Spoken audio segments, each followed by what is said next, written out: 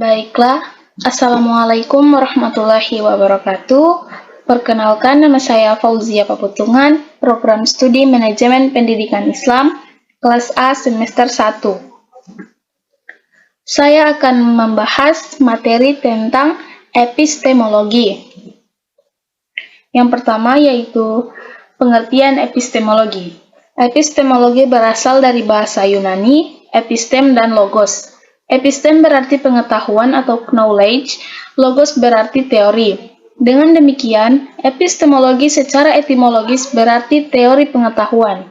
Epistemologi mengkaji mengenai apa sesungguhnya ilmu, dari mana sumber ilmu, serta bagaimana proses terjadinya.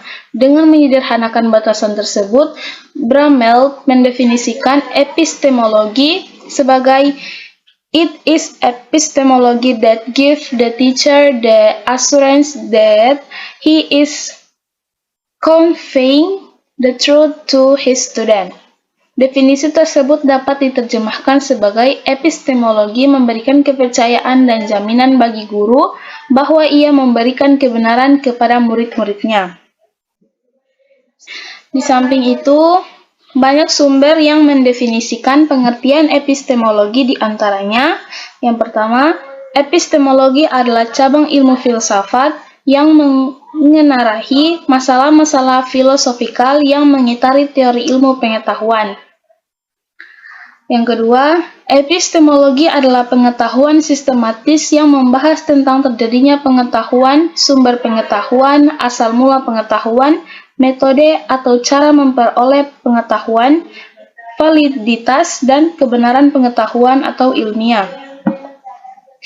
Yang ketiga, epistemologi adalah cabang atau bagian filsafat yang membicarakan tentang pengetahuan, yaitu tentang terjadinya pengetahuan dan kesahihan atau kebenaran pengetahuan. Yang keempat, epistemologi adalah cara bagaimana mendapatkan pengetahuan, sumber-sumber pengetahuan, ruang lingkup pengetahuan, manusia dengan latar belakang, kebutuhan-kebutuhan, dan kepentingan-kepentingan yang berbeda mesti akan berhadapan dengan pertanyaan-pertanyaan seperti dari manakah saya berasal, bagaimana terjadinya proses penciptaan alam, apakah hakikat manusia, tolak ukur kebaikan atau keburukan bagi manusia, apa faktor kesempurnaan jiwa manusia, mana pemerintahan yang benar dan adil, mengapa keadilan itu ialah baik, pada derajat berapa air mendidih, apakah bumi mengelilingi matahari atau sebaliknya, dan pertanyaan-pertanyaan yang lain. Tuntutan fitrah manusia dan rasa ingin tahunya yang mendalam niscaya mencari jawaban dan solusi atas permasalahan-permasalahan tersebut dan hal-hal yang akan dihadapinya. Pada dasarnya, manusia ingin menggapai suatu hakikat dan berupaya mengetahui sesuatu yang tidak diketahuinya. Selanjutnya yaitu aliran-aliran dalam epistemologi. Yang pertama yaitu aliran rasionalisme. Aliran ini berpendapat semua pengetahuan bersumber dari akal, pikiran, atau rasio. Yang kedua yaitu empirisme. Aliran ini berpendirian bahwa semua pengetahuan manusia diperoleh melalui pengalaman indera. Indera memperoleh pengalaman atau kesan-kesan dari alam empiris. Selanjutnya, kesan-kesan tersebut terkumpul dalam diri manusia menjadi pengalaman. Aliran ini kemudian berkembang dan mempunyai pengaruh yang sangat besar terhadap perkembangan ilmu pengetahuan, terutama pada abad 19 dan 20.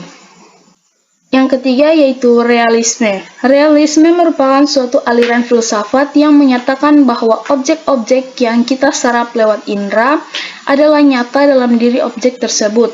Objek-objek tersebut tidak bergantung pada subjek yang mengetahui, atau dengan kata lain tidak bergantung pada pikiran subjek. Pikiran dan dunia luar saling berinteraksi, tetapi interaksi tersebut mempengaruhi sifat dasar dunia tersebut. Dunia telah ada sebelum pikiran menyadari, serta akan tetap ada setelah pikiran berhenti menyadari. Yang keempat yaitu kritisisme. Kritisisme menyatakan bahwa akal menerima bahan-bahan pengetahuan dari empiris yang meliputi indera dan pengalaman. Kemudian, akal akan menempatkan, mengatur, dan menerbitkan dalam bentuk-bentuk pengamatan yakni ruang dan waktu. Pengamatan merupakan permulaan pengetahuan, sedangkan pengolahan akal merupakan pembentukannya. Yang kelima yaitu positivisme. Tokoh aliran ini diantaranya Auguste Comte yang memiliki pandangan sejarah perkembangan pemikiran umat manusia dapat dikelompokkan menjadi 3 tahap, yaitu 1.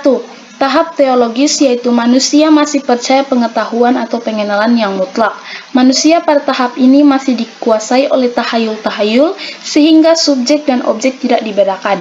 Yang kedua, tahap metafisis, yaitu pemikiran manusia berusaha memahami dan memikirkan kenyataan, tetapi belum mampu membuktikan dengan fakta.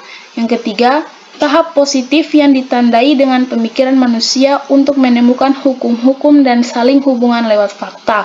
Oleh karena itu, pada tahap ini pengetahuan manusia dapat berkembang dan dibuktikan lewat fakta. Yang keenam yaitu skeptisisme. Menyatakan bahwa indera adalah bersifat menipu atau menyesatkan. Namun, pada zaman modern berkembang menjadi skeptisisme metodis atau sistematis yang mensyaratkan adanya bukti sebelum suatu pengalaman diakui benar. Tokoh skeptisisme adalah René Descartes. Yang ketujuh yaitu pragmatisme.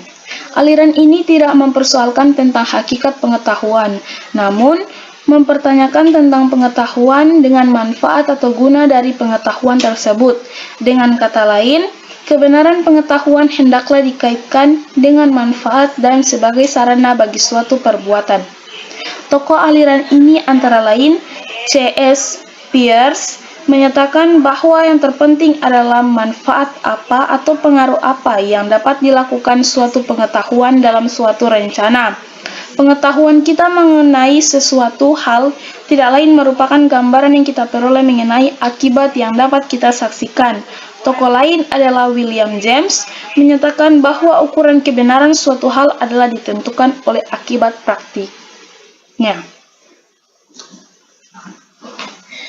Itulah hasil pembahasan saya tentang materi epistemologi. Lebih dan kurangnya saya mohon maaf. Billahi taufiq wal hidayah. Wassalamualaikum warahmatullahi wabarakatuh.